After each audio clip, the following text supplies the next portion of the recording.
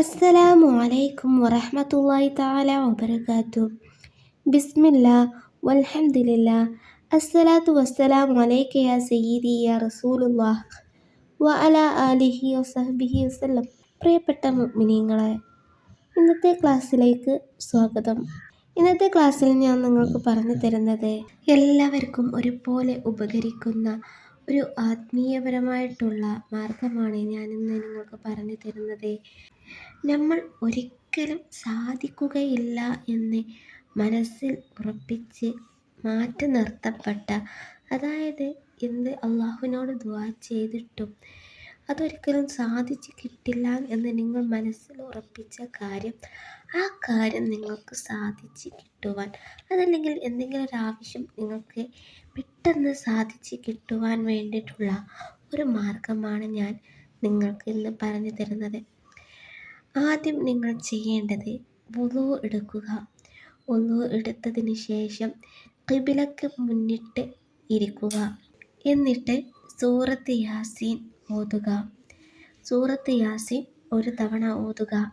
അതിന് ശേഷം 11 സ്വലാത്ത് ചൊല്ലുക.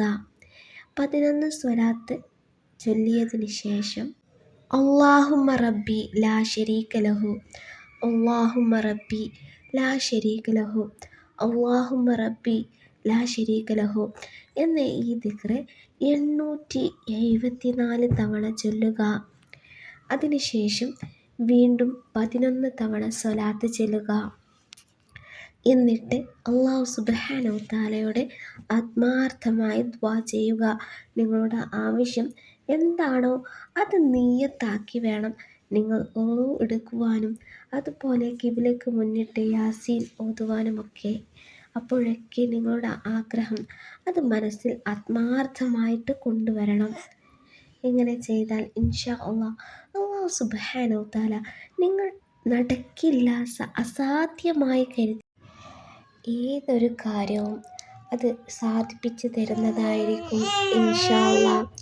റബ്ബ് സുബ്ഹാനഹു വ തആല നമ്മുടെ എല്ലാ ഹലാലായ, ഒരിക്കലും നടക്കില്ല എന്ന് കരുതുന്ന ആ ഒരു കാര്യം സാധിപ്പിച്ചു തരുമാറാകട്ടെ.